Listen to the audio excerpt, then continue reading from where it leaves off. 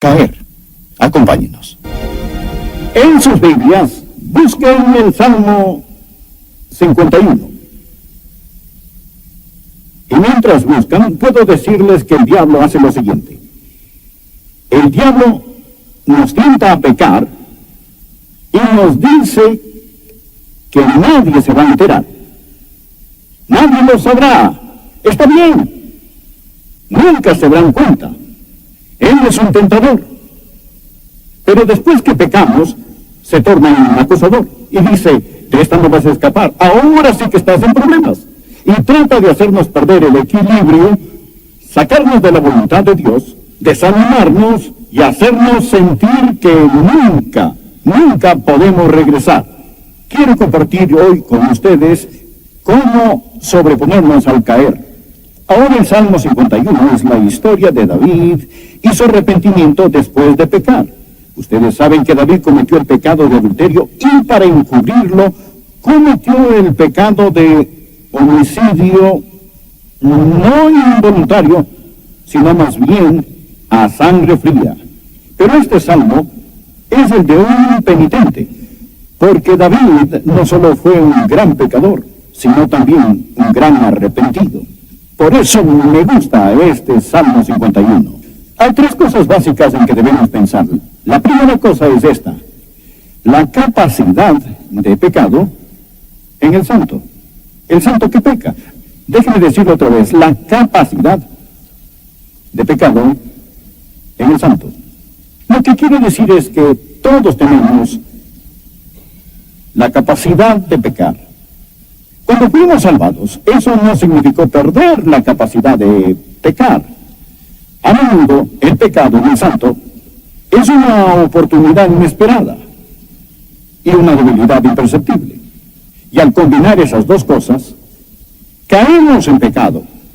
Y la Biblia dice, si decimos no tener pecado, nos engañamos a nosotros mismos. Y la verdad no está en nosotros. Ahora, ya les he dicho que cuando un hijo de Dios peca, si en verdad es hijo de Dios, no por eso perderá su salvación. Pero eso no significa que puede pecar con impunidad. Tan cierto como que al meter la mano en el fuego se van a quemar, si van a pecar, van a sufrir.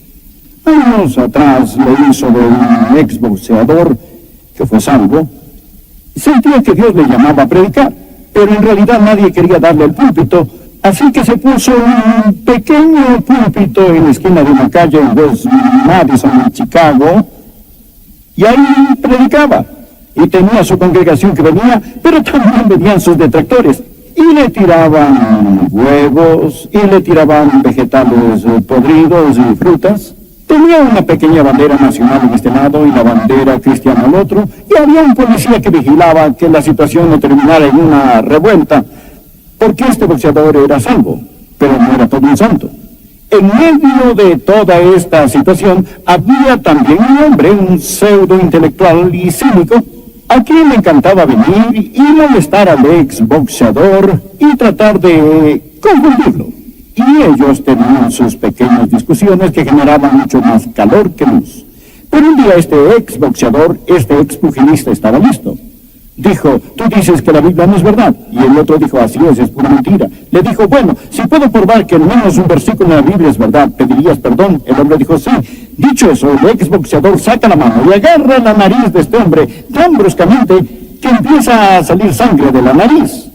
Luego se enderezó, abrió su Biblia, Proverbios capítulo 30, versículo 33, y leyó, el que recio se suena las narices, sacará sangre. Y dijo, tienes que admitir que es verdad. Quiero que me pidas perdón. Y añadió, todo el versículo lee, el que bate la leche sacará mantequilla, y el que recio se suena las narices sacará sangre. Y hoy les quiero decir que tal como se saca mantequilla al batir la leche y sale sangre al maltratar la nariz, si van a pecar, van a sufrir. Que nadie piense que la seguridad eterna del creyente es una oportunidad para estar en pecado. No es así. Si van a pecar, van a sufrir. sea si son salvos o estén perdidos. Ahora, sigamos, no solo hay la capacidad de pecado, sino las consecuencias del pecado. ¿Qué pasa cuando un cristiano peca? Quiero mencionar varias cosas. Vean el Salmo 51. David dice: ten piedad de mí, oh Dios, conforme a tu misericordia, conforme a la multitud de tus piedades, borra mis rebeliones. Lávame más y más de mi maldad y límpiame de mi pecado. La primera cosa que el pecado hace en la vida del cristiano, la primera consecuencia es que mancha el alma. Mancha el alma. David dice: lávame, límpiame. ¿Por qué pidió David eso? Se sentía sucio. No sucio físicamente, era el rey.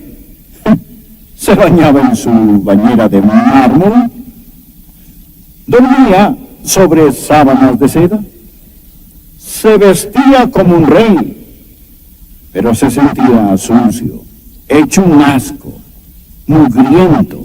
¿Sabe que esa es una forma de saber si son salvos? No si pueden pecar o no, pero ¿su pecado le hace sentir sucio? Es que hay una diferencia entre un hijo de Dios y un hijo del diablo. El hijo del diablo peca y no le molesta. Puede usar el nombre de Dios en vano y al arrepentirlo dirá: ¿qué dije? ¿O qué hay de malo en eso? No le molesta el pecado. Hay una diferencia entre un hijo de Dios y un hijo de Satanás. Es como un cerdo en el lodo.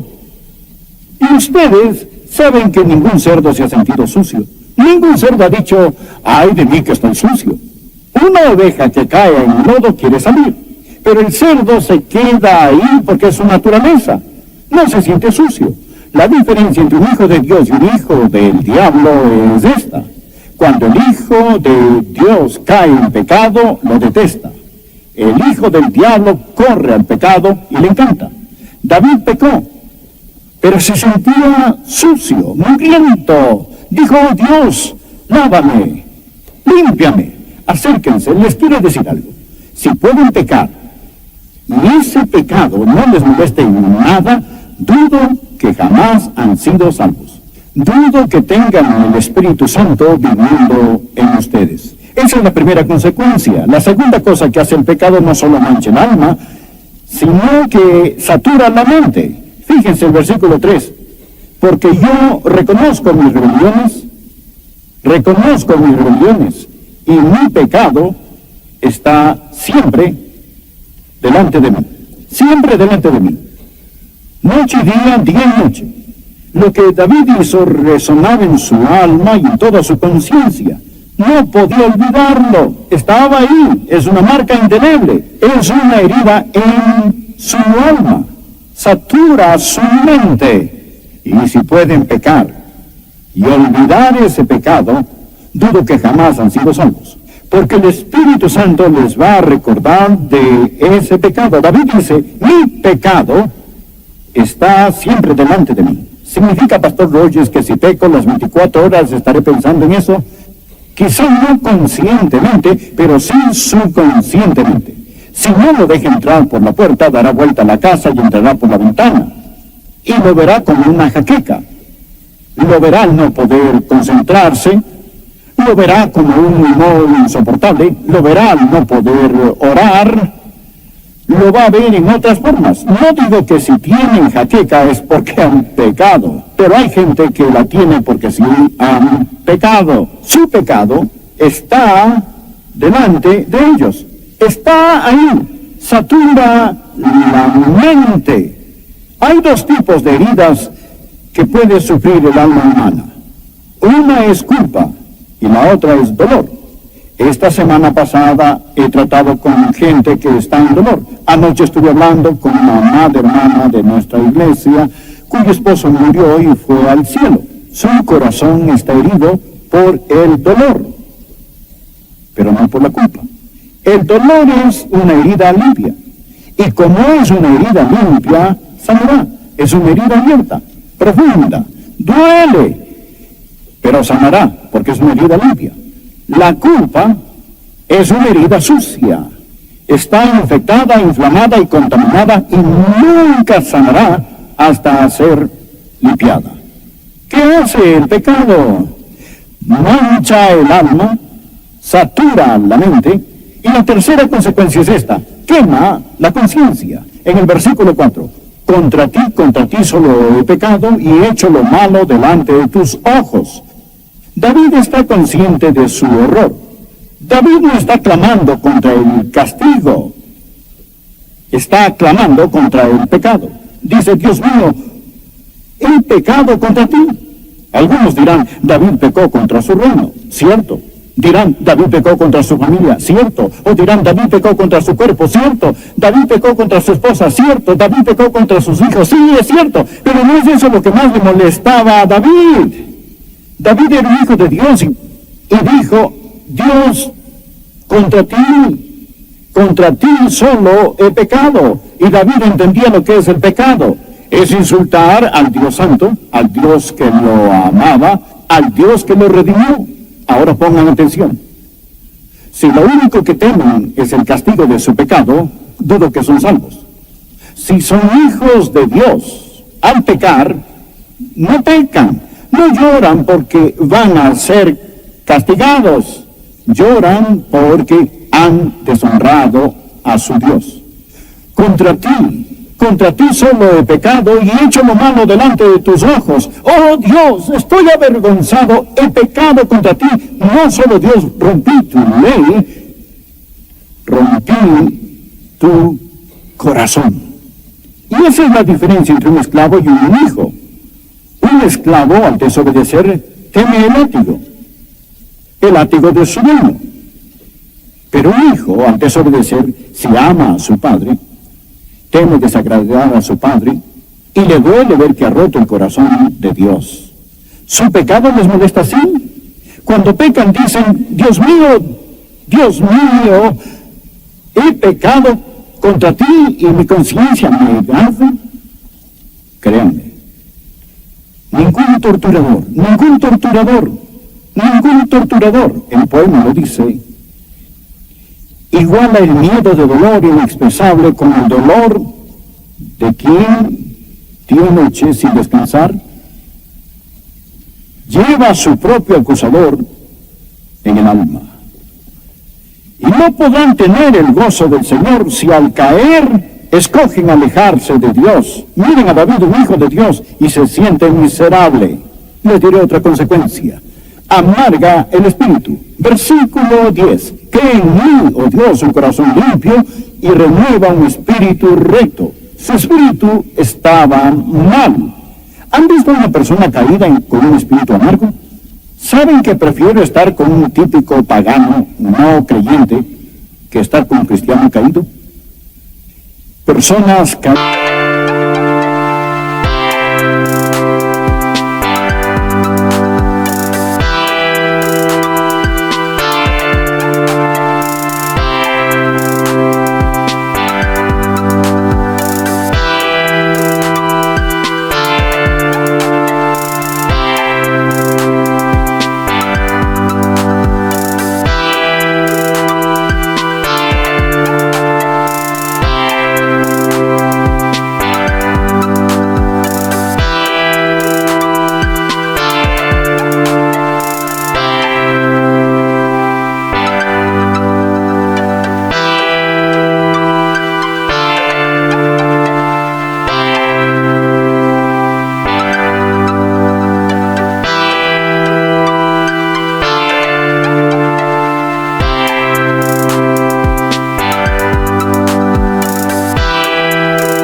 Son las personas más odiosas, malhumoradas y vituperantes que jamás he conocido, porque por adentro están miserables y condenados quieren compartir su miseria con todos los demás.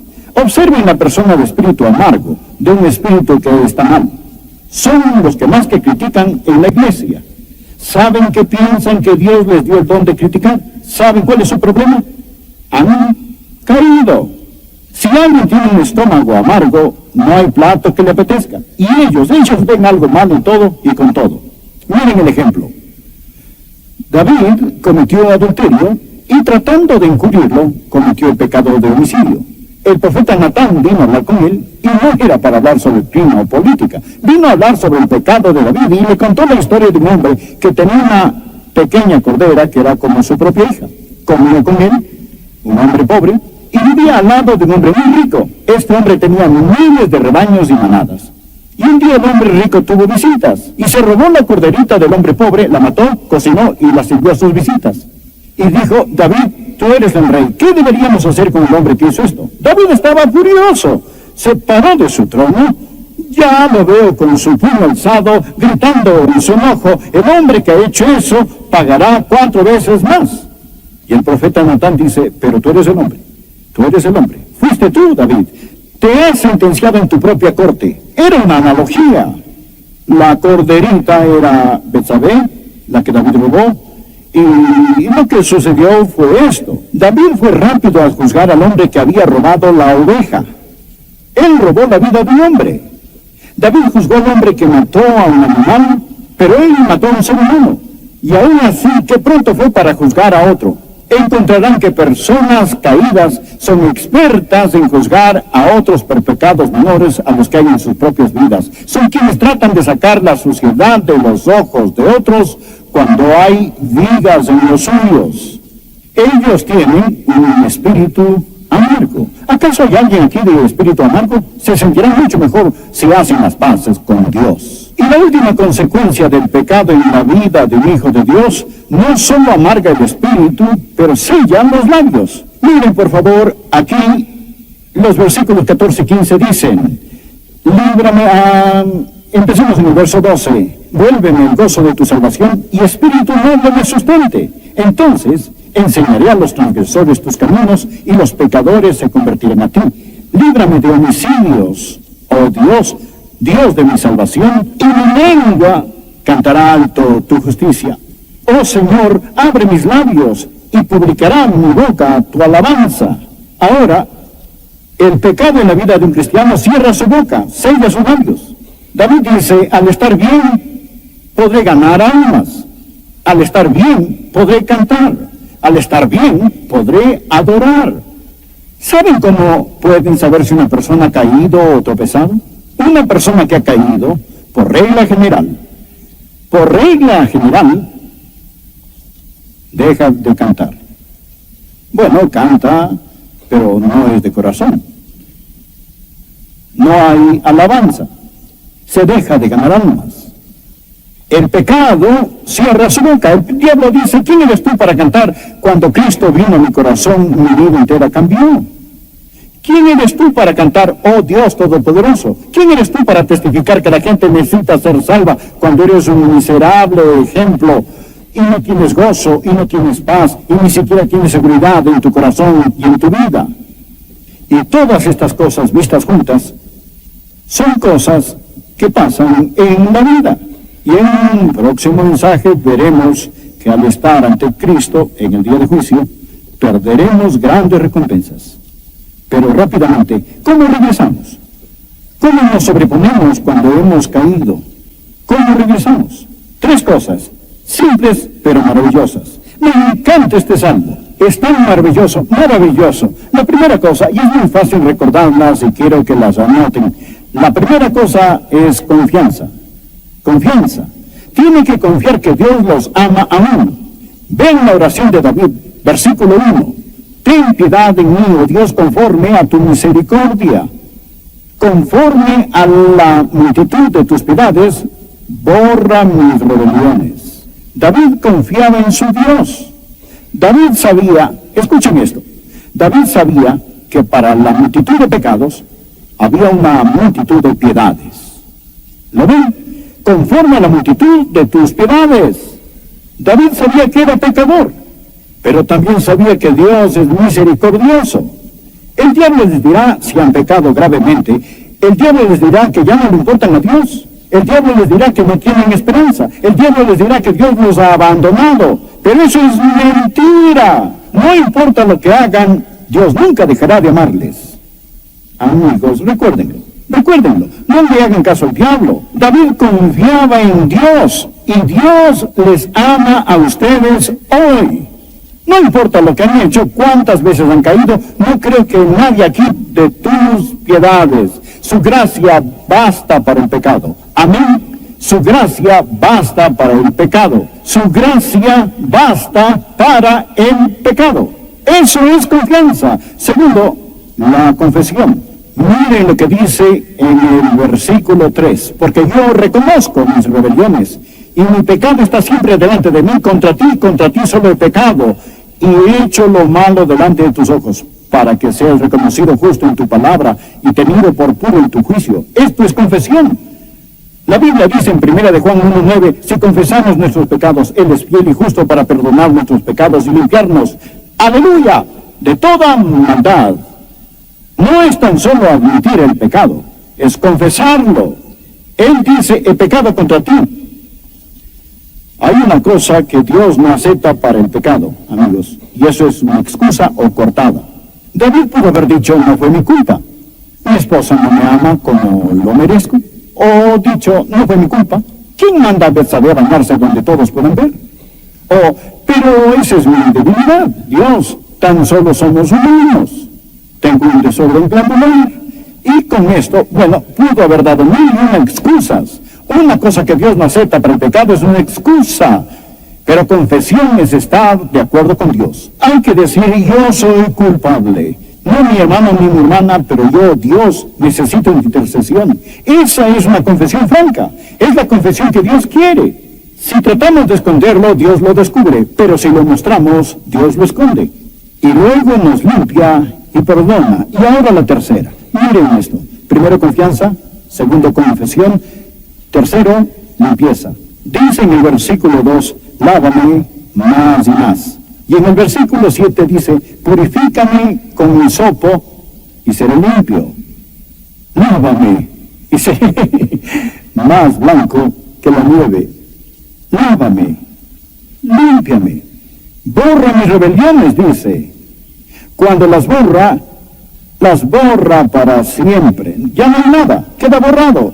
Ya no está ahí. Simplemente las borra para siempre.